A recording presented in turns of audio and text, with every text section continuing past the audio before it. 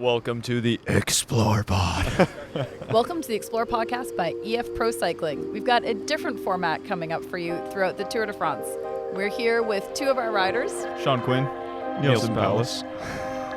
The 2 out of 3 Americans at this year's Tour de France. Yep. Got the ratio high in EF this year. Well, let's talk about where we are. Where are we? Why are we in front of this pool? Well, we're in Italy, not France, for the start of the Tour de France. I guess Florence, I don't know how much they paid, but they got the tour in Italy for the first time ever, which is pretty sweet. Yeah, pretty exciting. Little Tour de France with a flavor of the Giro, and yeah, it's nice. I mean, it's cool to start in a country that's got a massive cycling culture, and they seem pretty excited here. So, We had the team presentation last night. It looked like a pretty good turnout. Yeah, honestly, I was pretty surprised how many people hiked up that mountain. Because when we were climbing up, I didn't think anybody was going to be up there. Like, I thought this was going to be Bilbao was not the greatest turnout last year because it was raining, and I thought for similar reasons it was super hot and you had to climb up this mountain. But we got up there and it was actually full. So yeah, a lot of Alberto fans. Yeah. Do you feel like you catch some of that, like, residual energy of everyone cheering for Alberto? Are they like, oh, and also you guys? Or is it like, does it like deflect onto you at all? I mean, I guess we're kind of the afterthought, if that's what the question was. But yeah, it's fun. No, it's fun to feel like, oh yeah, well, they're vicariously cheering to me. I don't know if I used that word right, but it's cool to be on a team with the Italian champ in his basically hometown. So yeah, it's fun. Yeah, no, I think it's great. Being around that energy. Having the Italian national champion on your team for the Tour de France's first ever start in Italy. Like, he's got so many friends here too. Like, he's had a hairstylist out to the hotel cutting our hair, and he's had friends meeting us on rides and having us take photos with famous butchers and Famous butchers? Yeah, we stopped at apparently the best butcher in the world. But he said normally there is a line out the door. This guy had an entire pig on this slab that he was chopping up, and he had this like classic twirly mustache and this chef's hat on, and just looked like the most friendliest dude ever. And it looked pretty good. I mean, they had like a freezer that said 37 days. I don't know if it had been like locked for 37 days or something, curing meats in there, but yeah, kind of a random stop, I have to be honest. Yeah, it was just like out of nowhere. He was just like, "You want coffee?" Oh, okay, well, no, let's just check out this butcher first. Yeah. And then he started going on about how famous it was. But Did you get a sample? No. I tried something. In the middle of a ride. They started offering us wine and like toast with toppings, like tapas. Oh, no way. And I didn't take the wine because obviously, body's a temple. But I did try the sliced baguette with, I'm pretty sure it was pure fat on top because it was like spreadable meat that was white. Yeah. Wow. It was so good. Like, it was awesome. It was just a little toasty, so can't hurt, right? Nice. Yeah, he's a good tour guide. Can't fault it. So it's been fun following him around. Let's talk vibes. How are you guys feeling? Tour starts tomorrow. I'll start. This is my 5th tour. And honestly, I think this is the best energy I've had at a Tour de France yet. I don't know. It just feels so much more relaxed, at ease, and the group seems to mesh so well here. I think because we have a pretty young group, and then equally, a couple guys. Like, it's Rui's 12th Tour de France, and then Carapaz finished on the podium. So, we've got guys that have been at the Tour quite a few times and have had a lot of success at the Tour, but then there's also an equal mix of guys racing their first Tour, like Ben, Marijn, and Sean. So yeah, first Tour de France. I mean, I'm super pumped. It's obviously like my childhood dream, and basically the reason I've been cycling all along. And so yeah, it just feels right finally being here. And like Neilson said, super good team. Marijn, Ben, and I all joined the team at the same time, so it's cool to go through this first tour together. And Yeah, I can't wait, and happy to be in Italy as well. So. Was the tour on your calendar from the beginning, or was this kind of an unexpected race for you? I mean, no. So I was supposed to do the Giro, and then, when I broke my sternum, basically right after that, I got put on the tour long list, had a conversation with some of the DSs, and yeah, that became my goal basically for the rest of the year. Get to the Tour de France, and here we are. So it worked out okay. Some bad things have some upside. So. Neilson, were you always thinking that the tour was going to happen for you, or because you've had injuries, you've had a up and down kind of year so far in some sense? Yeah, coming into every season, I always know like the tour is a race I want to be selected for. It's a race I want to be good for. And yeah, I had some injuries earlier on. I had some tendonitis, and then crashed again in the Dauphiné, which that kind of sucked. But luckily, the tour falls pretty deep into the year, and you have time to sort of bounce back from stuff like that. And I think once I started racing again after the tendonitis, I was pretty confident that I would be able to get back to a good place for the tour. So I'm super happy to be here, and haven't had a lot of race days leading up to this, but I'm hoping that's going to work out in my favor with a little extra freshness.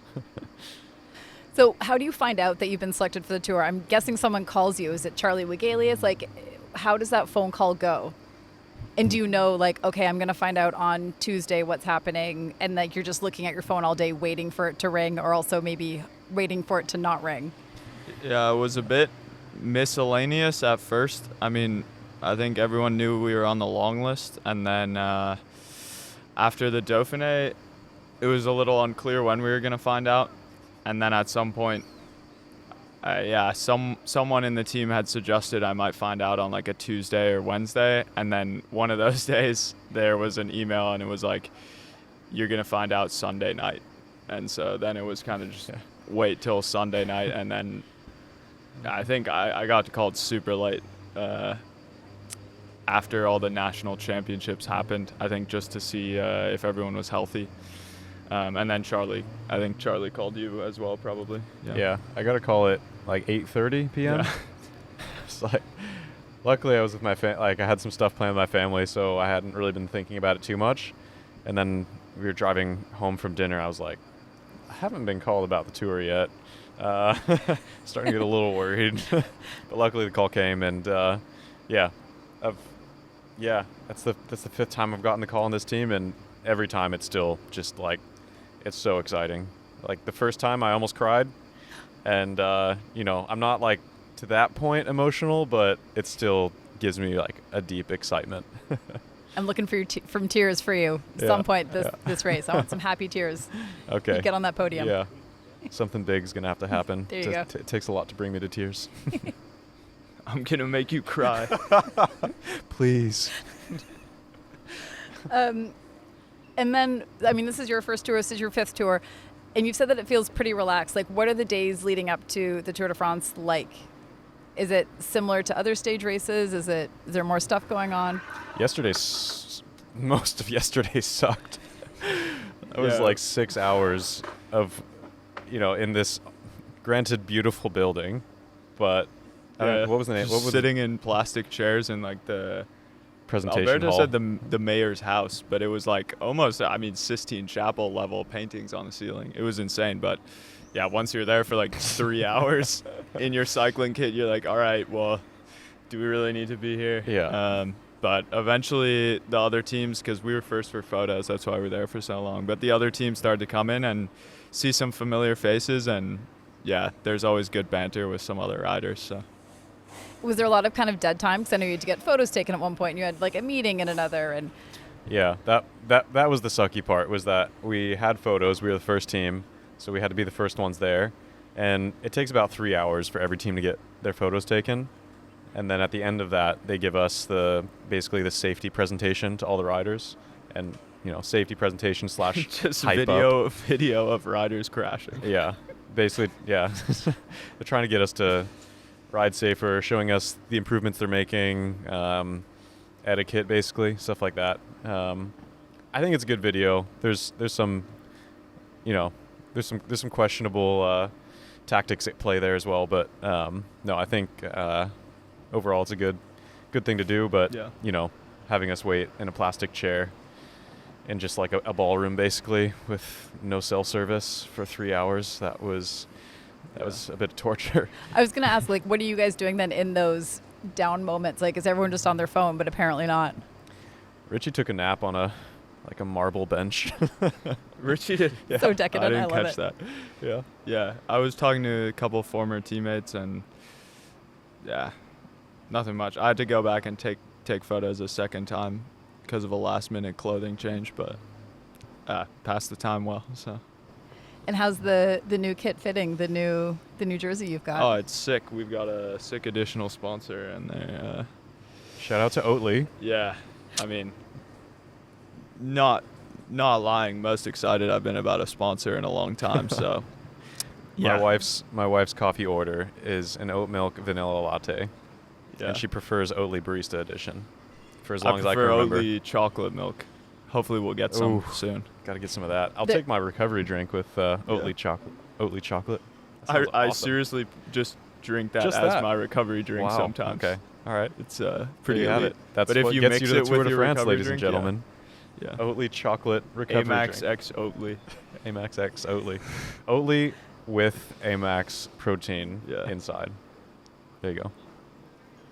So we'll be looking for the I guess carton handoffs then from the soigneurs, the side of the road, from the car. Like, you'll be in your radio being like, Charlie, need to drop back. I need a chocolate Oatly, please. I mean, surely Lachlan's done that at a race. He just downs chocolate milk on training rides like an animal. So chocolate milk and pickle juice. I think he just goes for whatever is at an arm's reach.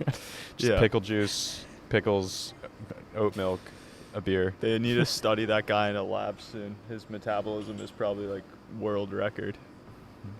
In what sense? Like, he can just eat as much as he wants? Yeah, I think so.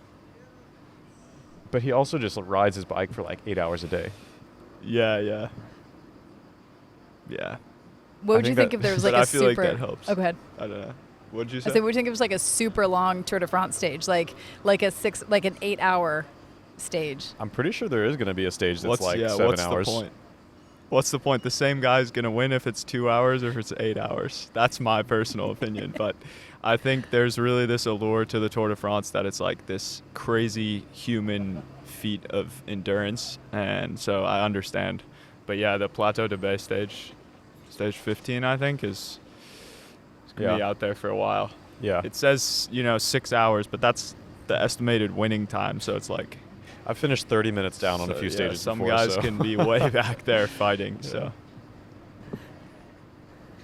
well, I think we've had a lot of good info from you guys tonight, and I think we'll wrap it up here. But good luck for tomorrow. Have fun. Happy racing. Cool. Thank you. And we'll keep checking in with you guys throughout the tour. All right. Thanks, guys. Yeah. Hopefully we both end up in Nice together. Finishes at our hometown, home away from home. What, 100 meters from your doorstep now? Yeah, that's true. Yeah. So we're just out for a ride home. Exactly. So it is a Lachlan thing. You're just riding home. Yeah, pretty much. You got dropped off in Italy. Home tour. Ride home. Yeah.